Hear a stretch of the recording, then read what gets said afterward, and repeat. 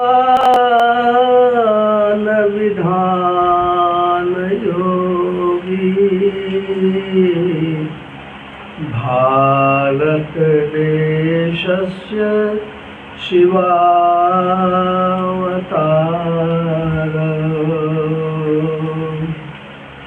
वन्दो गुरुपदकञ्ज कृपा सिंधु नररूपः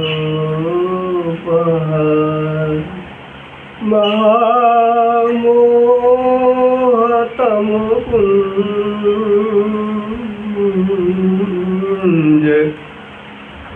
जासु वचन रविकरनिकर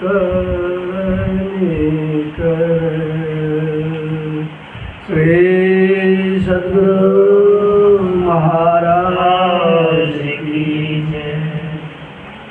प्रातस्मरणीय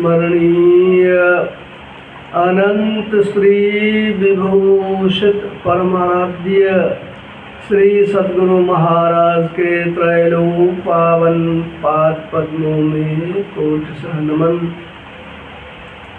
मंचस्थ समुपस्थित धर्म प्रेमी सज्जन वृंद, धर्मशीला देवियों, हम लोग कल से ही यहाँ पर संतों के ज्ञान की चर्चा सुन रहे हैं।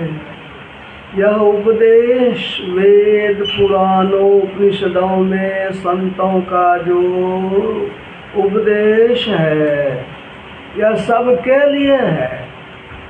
जितने मनुष्य तनधारी हैं प्रभु भक्ति कर सकते सभी मनुष्य शरीर में जो भी है उन सबको अधिकार है।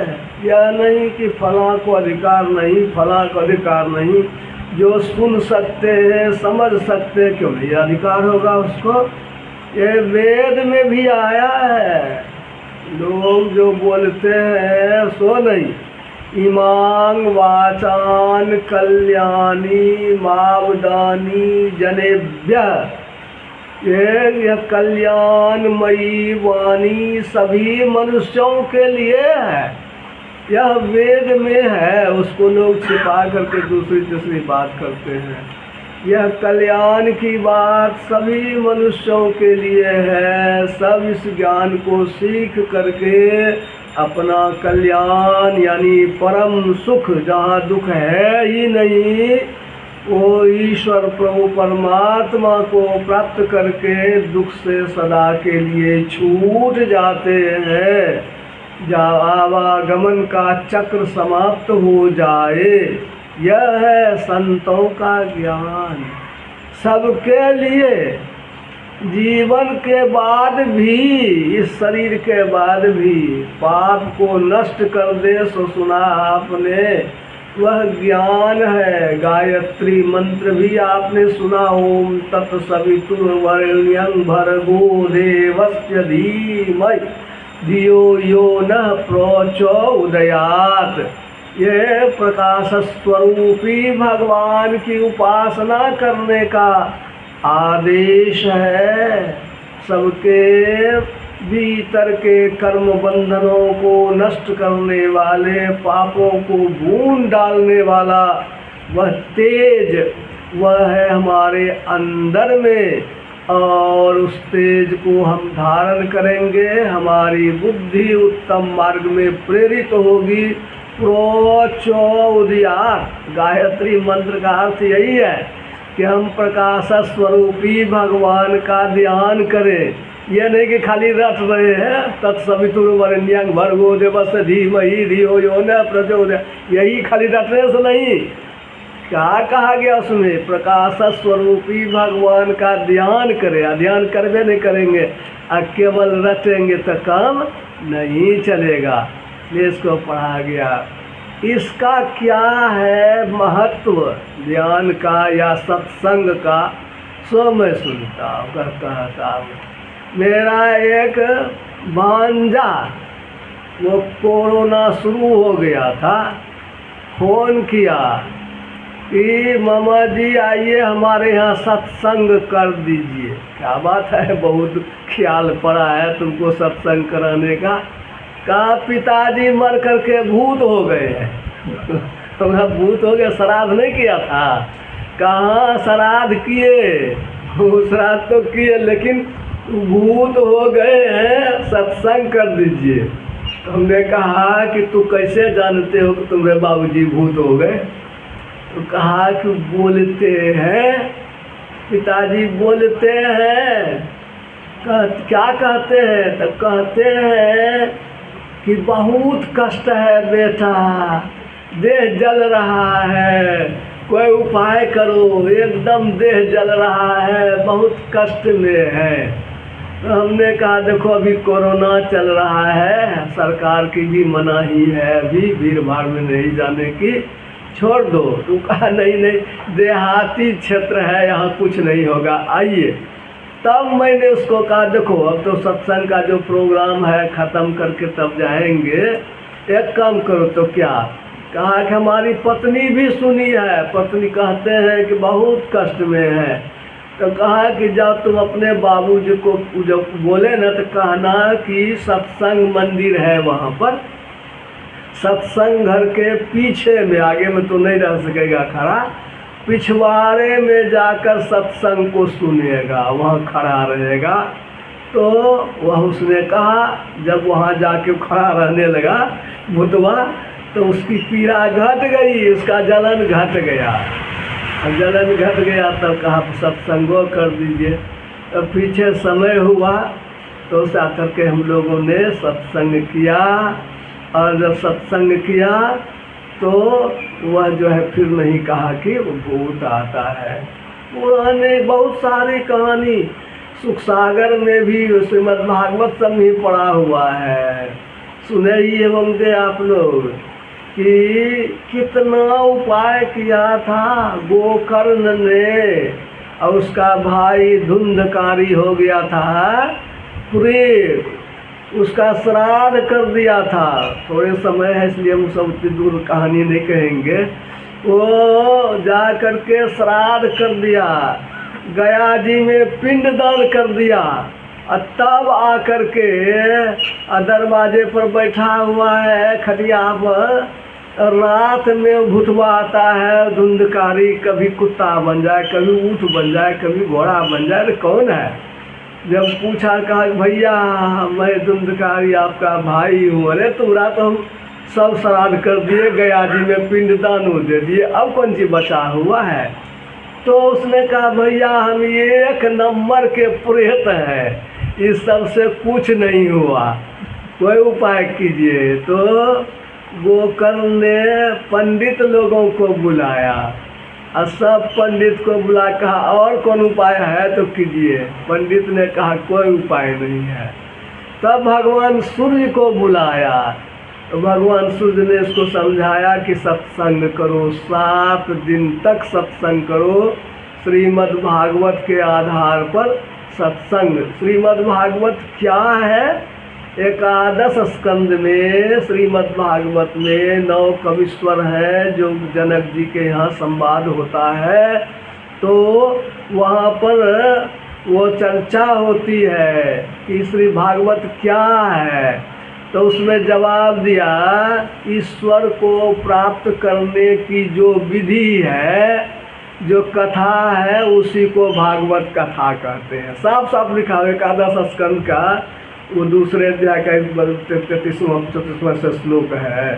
साफ साफ वहाँ का भगवान को प्राप्त करने की विधि का की जो कथा है उसी को भागवत कथा कहते हैं। और 7 दिन तक जब कथा हुआ तो गोकर्ण का प्रेत की जोनी छुट्टी हो गई, और तब वह जो है वो क्या हो गया, वो दिव्य शरीर की उसको प्राप्ति हो गई, उसका कल्याण हो गया। ऐसा ही कथा हम लोग सुनते हैं कि एक राजा था, उस राजा का नाम था अज। मिथिलापुरी के वे राजा थे, और मिथिलापुरी के राजा रोज गाय दान करते थे, 1 2 नहीं, बहुत से गाय को दान करते थे। वो माथे के सिंग को सोना से मढ़ देते थे और खूर को चांदी से मढ़ देते थे और तब वो ब्राह्मणों को दान करते थे। उसको क्या याद रहेगा कि कौन गाय किसको दिए? राजा को तो सिपाही सब ला के दे दिया, अपना दान कर दिए। एक दिन एक गाय थी बदमाश, वो बदमाश गाय एक ब्राह्मण को दान किया और उस ब्राह्मण के यहाँ गाय तो रात में क्या किया, रात में रस्सी तोड़ करके भाग गई। अब गाय भाग गई, अब वो जो है वो भाग करके चली गई हटिया में, फिर सिपाही खरीद लिया, फिर राजा के पास ले गया। राजा फिर उसको जो है दूसरे ब्राह्मण को दान कर दिया। दूसरा ब्राह्मण वो गाय लेके आ रहा है और ये ब्राह्मण गाय को खोजने के लिए जा रहा है। रास्ते में दोनों की भेंट हो गई। कहा ये गाय हमारी है? कहा कि नहीं, यह गाय हमारी है। कहा हमको देखो राजा भी तुरंत दिया है। कह रहे हमको भी राजा दिया था, 2 दिन हो गया है, गाय भाग गई थी तोड़ करके रस्सी, हमारी गाय है। दोनों पंडित जी के हाथ में, दोनों पंडित जी के हाथ में लाठी था, बोगला लाठी, दोनों लाठी लेकर के गाय को ले लड़ते झगड़ते राजा के पास पहुंचा। आप हमको दिए कि नहीं गाय? कहे हाँ दिए। उसको भी मुड़ी डुला दे। ये कहे कि आप हमको दिए कि नहीं दिए? इसको भी कहे कि हाँ दिए हैं। अब दोनों को राजा को दोनों दिया था, ठीक है। ये दोनों राजा मुड़ी डोला रहा, तब तक दोनों ब्राह्मण अपने में भीड़ गया। अब मारा 1 घंटा इसको, 1 घंटा उसको, दोनों ब्राह्मण रुझ के मर गया। मैं आकाशवाणी हुई, अरे राजा तुम्हारे सामने में ही 2 ब्राह्मणों की हत्या हो गई, इसलिए जो तुमको जो है इसका पाप के चलते तुम बैठा रह गया, अजगर बनना पड़ेगा। अब तो हाथ जोड़ करके राजा कहता है हे भगवान, अजगर तो हमको बनना पड़ेगा, कोई बात नहीं, हम अजगर बन जाएंगे, बनेंगे ही, आप अजगर बनाइएगा, लेकिन इठो बता दीजिए कि हमारा उद्धार कैसे होगा। अब वो फिर आकाशवाणी होती है कि तुम्हारे खानदान में जब कोई सत्संग करेगा तब तुम्हारा कल्याण होगा। फिर वो हाथ जोड़ के पूछता है कि राजा कि भगवान हम तो रहेंगे पहाड़ पर, जंगल में, गुफा में, हम कैसे जानेंगे कि हमारे खानदान में सत्संग हो रहा है? आकाशवाणी हुई कि तुमको उसका इंतजाम हो जाएगा, तुमको पता चल जाएगा। तो वह शरीर जब छूटा तो भयंकर वो विशाल अजगर हो गया।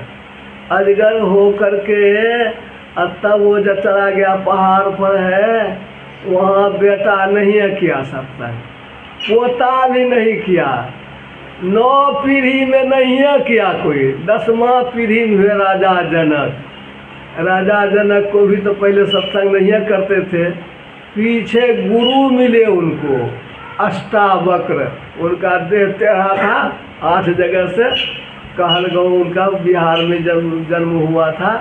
तो अष्टावक्र मुनि बैठे हुए हैं और सत्संग हो रहा है और सांप का देह गरमाने लगा, उसको हो गया कि हमारे यहाँ सत्संग हो रहा है। लंबी उम्र होती है अजगर की। तो वो जब वहाँ से चला, धीरे धीरे लोग सब बैठा हुआ, इस सिंहासन पर बैठे हुए हैं, सांप को देखा, अजगर को, तो सब भागने लगा। अष्टावक्र जी ने कहा आप लोग मत भागिए, या किसी को कुछ नहीं कहेगा, आराम से बैठिए। तो वो सब लोग बैठ गए। वो सांप धीरे धीरे धीरे धीरे अजगर आया और उनके आसन के चारों तरफ कुंडली मार करके बैठ गया और सत्संग सुनने लगा। सुनते सुनते सत्संग जब समाप्त हुआ तब वह सांप मर गया। लोगों ने पूछा कि महाराज बताइए ये सांप कौन है? तो अष्टावक्र ने कहा हम कहें कि सांपे कहेगा? कहा सांपे से कहवा दीजिए। तो वह सांप को जल छीट करके किए तो सांप से दिव्य पुरुष उत्पन्न हुआ और दिव्य पुरुष से उनसे कहा कि बता दीजिए कि आप कौन हैं। तब उन्होंने कहा कि मैं राजा आज हूँ 9 पीढ़ी तक तो कोई सत्संग नहीं किया, 10वां पीढ़ी में सत्संग हुआ है, मैं सुना तो मेरा अब कल्याण हो गया और मैं अब जा रहा हूँ। सब लोग संतुष्ट हो गए। सत्संग का क्या प्रभाव पड़ता है, पाठ का क्या प्रभाव पड़ता है, सब देखने में आता है। जब कुछ दिन पहले पढ़ रहे थे, फेसबुक में डालते हैं ना मोबाइल में, वो ये है वृंदावन के महात्मा प्रेमानंद जी महाराज डाले हुए थे कि जगन्नाथपुरी में पढ़ रहे थे, बालू पर बैठ करके समुद्र के किनारे में, अब बैठ करके हम पाठ कर रहे थे। एक मनुष्य के जैसा मनुष्य सामने में बहुत देर से खड़ा था, अब वो तो नहीं रहा गया, तो इन्होंने कहा अरे बैठ जाओ ना, बैठ के सुनो, कहते नहीं। जैसे कहा तब वो कहता है कि महात्मा जी डरिएगा ना, यहाँ आदमी नहीं है। हम कौन हो? तो मैं प्रेत हूँ। अच्छा, तो तुम यहाँ किस लिए आए हो? कहा महाराज जी बहुत कष्ट होता है प्रेत योनि में, सो हमारे लिए आप 2 ठो काम कर दीजिए। क्या? एक ठो काम तो यही पाठ कर दीजिए और दूसरा काम पिंडदान कर दीजिए गया में। तो प्रेमानंद जी ने कहा कि देखो हम पिंडदान करने के लिए तो नहीं जाएंगे, वो हमारा काम नहीं है, पाठ हम करते हैं, कर देंगे, पाठ तुम्हारे नाम से हम कर देंगे, पिंडदान करने के लिए नहीं जाएंगे। तो फिर यह बात करके वो प्रेत से पूछा कि और कौन सा प्रेत है, फला कहाँ है, मरा जो कहाँ है, फला मरा वो कहाँ है, सब का हिसाब बताने लगा। अरे उसको तो पूरा गीता कंठस्थ था, तो गीता कंठस्थ रहने से क्या होगा? चोरी करता था, प्रसाद को ले खा जाता था, इधर उधर करता था, गड़बड़ करता था, वो काम उसका गड़बड़ था, इसलिए प्रेत हो गया। कितना लोगों के बारे में प्रेमानंद जी सब जो पूछे हैं, कहे हैं, सब है। तो इस तरह से उसके लिए पाठ उन्होंने कर दिया। कुछ दिन जब बीता तो फिर वह प्रेत आया। अब वो कहा कि अब किस लिए आया है? कहा कि बाबा आपने जो पाठ कर दिया, हमारा वहाँ रिलीज ऑर्डर बन रहा है, जेल से छुट्टा तो रिलीज नहीं बनता है, अब हमारा प्रेत योनि से मुक्ति छुट्टी मिल गई, आपको हम जो है ये कहने के लिए आए हैं, आपको धन्यवाद देने के लिए आए हैं, आपके कारण मेरा कल्याण हो गया। सत्संग की महिमा बहुत जगह, कहानी कहने लगे तो बहुत समय लग जाएगा। ये सत्संग की बड़ी बड़ाई है, जिसका कहीं नहीं उद्धार हुआ उसका सत्संग से उद्धार होता है।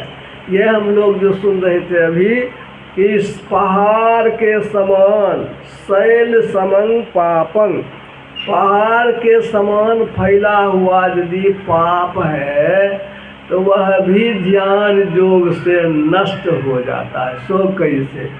बाबा देवी साहब ने कहा लाह है ना, वो लकड़ी पर लपेटी हुई लाह है, और उसको आग में ले जाओ तो धीरे धीरे गर्मी लगती है तो लाह पिघलता है, अब पिघल करके फिर गिरने लगता है, गिरते गिरते सब लाह झड़ जाता है, लकड़ी वो निकल जाती है लाह से बाहर। ऐसे ही ज्ञान का अभ्यास करने से धीरे धीरे चित्त में पवित्रता आती है, और चित्त की पवित्रता से धीरे धीरे मन निर्मल प्रसन्न हो जाता है। मन जब निर्मल हो जाता है तो फिर उसका पाप का फल नहीं होता है। अभी गायत्री मंत्र में हम लोगों ने पढ़ा, वो सुना, वह तत्सवितुर, सविता कहते सूर्य को, प्रकाश स्वरूपी भगवान जो महान प्रकाशमय है सविता, वो उसका वर्ण करना चाहिए। तत्सवितुर वरेण्यं, वे सर्वोत्पादक हैं, सबको पालन करने वाले हैं, सब पापों को नाश करने वाले हैं, कर्म फल को खत्म करने वाले हैं, उसका हम लोग ध्यान करें। गायत्री मंत्र कहता है, और क्यों? धियो यो, जिसका ध्यान करने से न मन हम लोगों की बुद्धि प्रोचोदयात, उत्तम मार्ग में प्रेरित हो। यानी प्रकाश स्वरूपी भगवान का ध्यान करने से हमारी बुद्धि उत्तम मार्ग में प्रेरित होती है, कर्म फल खत्म हो जाता है। ये कैसे होता है? ठीक वैसे ही जैसे मोबाइल में चिप्स रहता है और चिप्स में लोड कर दीजिए, कितना गाना लोड कर दीजिए, महाभारत लोड कर दीजिए, रामायण लोड कर दीजिए और उसको फिर डिलीट करते जाइए, मिटाते जाइए तो हटता जाएगा। अब फॉर्मेट कर दीजिए तो पूरे साफ हो गया, तब कुछ रहेगा? तब तो नहीं होगा। इसी तरह से चित्त में जो मैल है, पहले का किया हुआ जो कर्म है, वह जो है समाप्त हो जाता है। यह जो है चित्त में कितना दिन का मैल रहता है, बहुत बहुत जन्म का उसमें मैल रहता है, बहुत बहुत जन्मों के कर्म का फल उसमें संचित रहता है। यमराज के पास जब जीव जाता है तो वह उसके चित्त का ही को ही दिखाता है, देखता जैसे सीसीटीवी कैमरा है ना, तो वो उल्टा करके देख लीजिए, वही सही। एक बार की बात है, महाभारत की लड़ाई खत्म हो गई और जब लड़ाई खत्म हो गई तो भगवान कृष्ण, जो युधिष्ठिर ने कहा भगवान कृष्ण से कि तो बहुत समझाए नहीं माना, दुर्योधन सब है मर ही गया है, बड़े पापा हैं धृतराष्ट्र, चलिए धृतराष्ट्र को जरा सा हम लोग प्रणाम करें, उनसे आशीर्वाद लें, उनके पास जाए। भगवान कृष्ण ने कहा बहुत अच्छी बात है, चलिए। तो भगवान कृष्ण जो है वो सब पांचों भाई पांडव को लेकर के वहाँ गए। तो भगवान कृष्ण तो भगवान थे, अंतर्यामी थे। धृतराष्ट्र को वो युधिष्ठिर जी से मिले तो खूब रोए कि बेटा अब तो जो होना था संहार हो गया, तो जो होना था हो गया।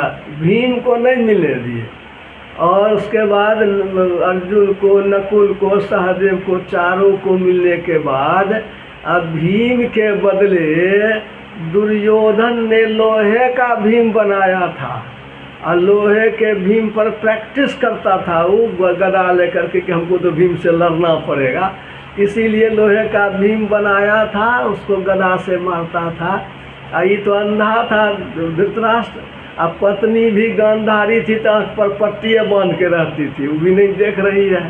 तो भगवान कृष्ण ने वही लोहे का जो भीम था वही उस बूढ़ा के आगे करवा दिया।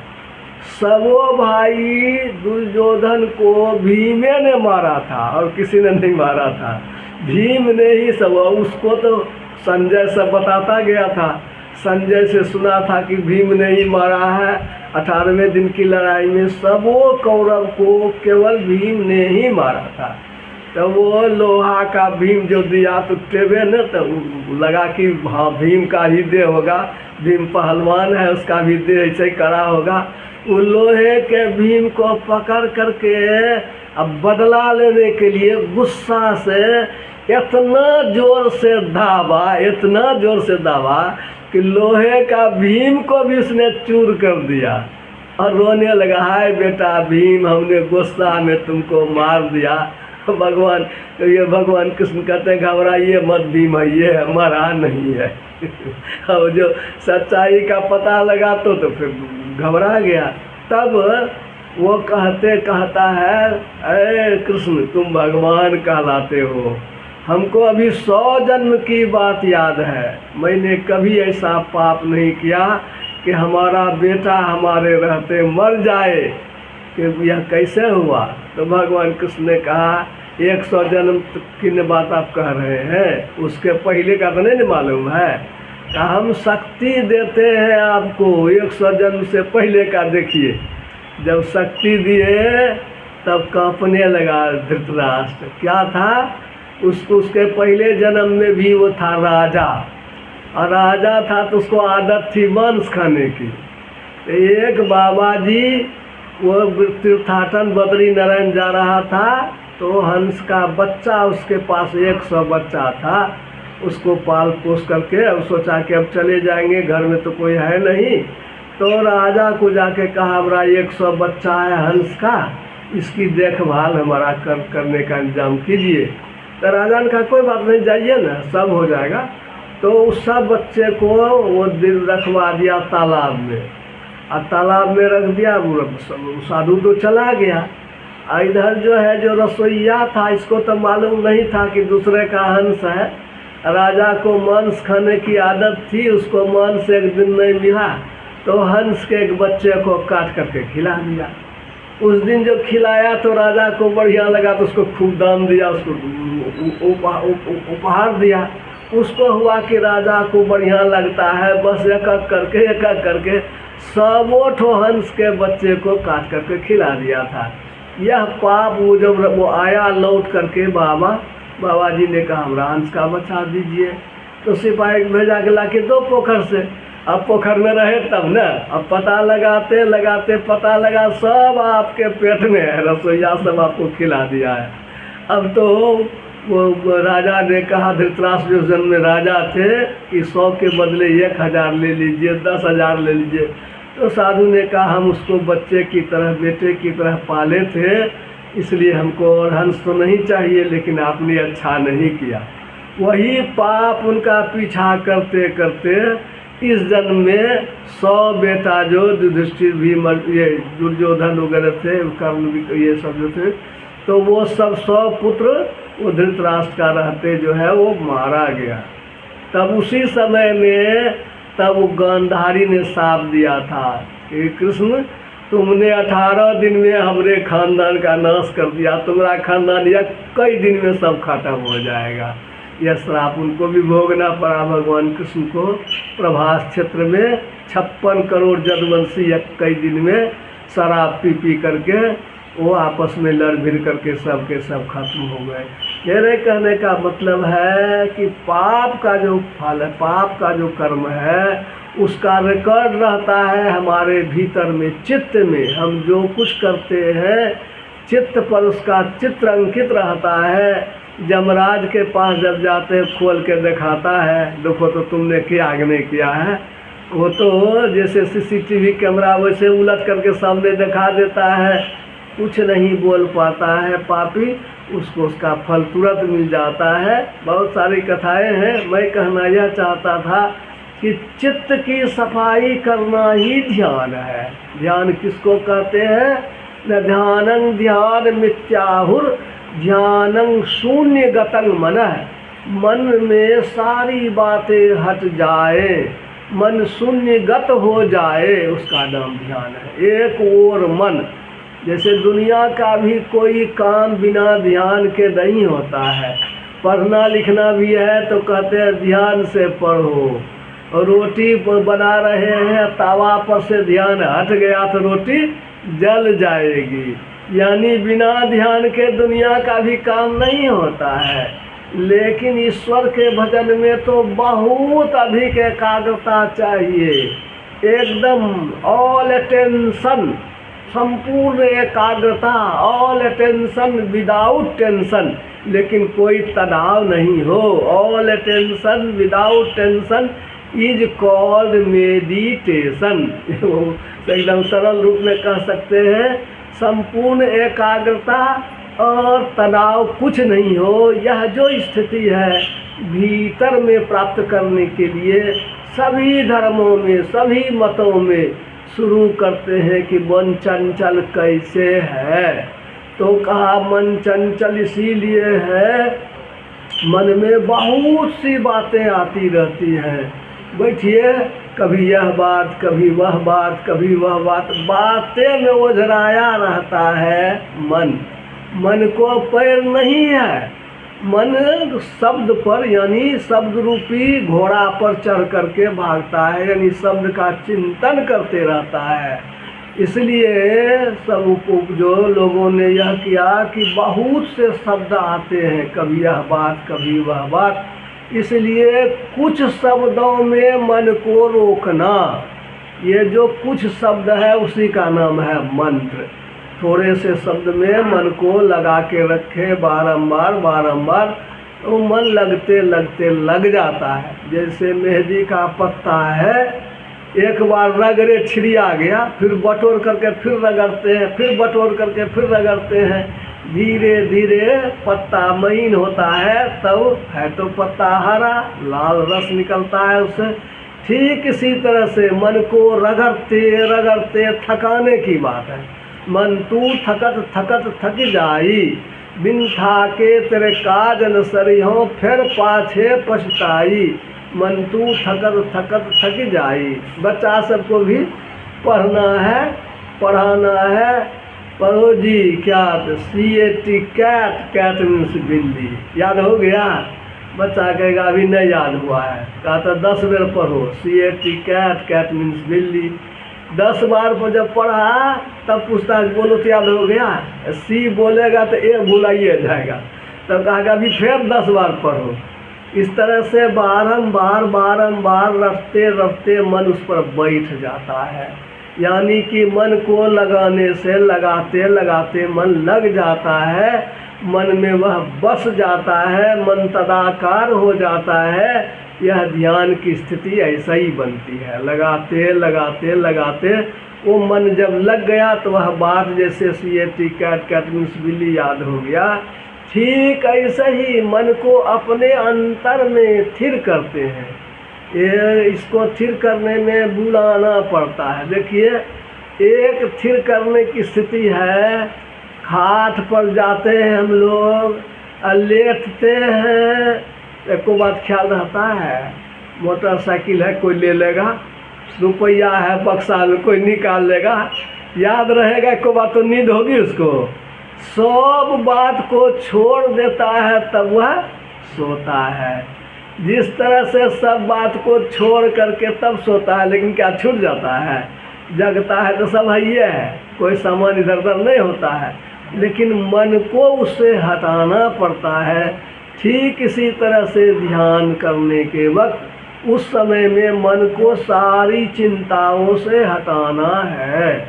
उस हटाने की विधि को कहा गोस्वामी तुलसीदास जी महाराज ने कहा, रघुपति भगति करत कठिनाई। भगवान की, ईश्वर की, राम की भक्ति करना कठिन है। क्या कठिन है? कहत सुगम, कहना तो आसान है, बोल देता है सब कोई। करनी अपार, बहुत करना पड़ता है। अजानई सो जही बनी आई, जिसको बन जाता है तो उसको कुछ और नहीं। जैसे किसी को पढ़ना आता है तो दीजिए किताब, अंग्रेजी पढ़ना था पढ़ दिया, और किसी को अंग्रेजी नहीं पढ़ना आता है तो कतनहू तक दीजिए पढ़ सकेगा। फारसी पढ़ना नहीं आता, सामने में दे देगा तो क्या पढ़ेगा? काला अक्षर भैंस बराबर, कुछ नहीं। यानी जो जिस कला में कुशल है, पढ़ना आता है, उसके लिए वह आसान है, सुलभ है, सुखकारी है। उदाहरण उन्होंने दिया, इसमें ताकत की बात नहीं है। का एक मछली होती है, छोटी मछली, हम लोग गांव देहात में उसको पोठी मछली कहते हैं, साहित्य की भाषा में उसको सफरी कहते हैं। छोटी मछली जो है पानी पकड़ के पहाड़ पर भी चढ़ जाती है। वो नदी में धारा बह रही है पूरब से पश्चिम, छोटी मछली जो है धारा के उल्टे पश्चिम से पूरब, वो धारा के विपरीतों चल देती है। लेकिन हाथी बहुत मजबूत है, विशाल है, उसको अगर दीजिए तो वह पानी में धंस जाती है। वो सीधे भी पार नहीं हो सकती है, भंसते भंसते डूबती भी नहीं है, भंसते भंसते दूसरे किनारे पर चली जाती है। इसी तरह से मन यदि छोटा है, समेटा हुआ है, तब तो वह उल्टे में चल सकता है, ध्यान में भी बढ़ सकता है। अगर मन फैला हुआ है, विस्तार है, हाथी के समान है, बलवान तो है, लेकिन वह माया के धार में, शब्द के प्रवाह में, कभी किसी बात में कभी किसी बात में बह जाता है। वही गोसाई जी ने कहा, सफरी सन्मुख जल प्रवाह, असुरसरी बहे गज भारी। सफरी में छोटी मछली सामने में तैर लेती है।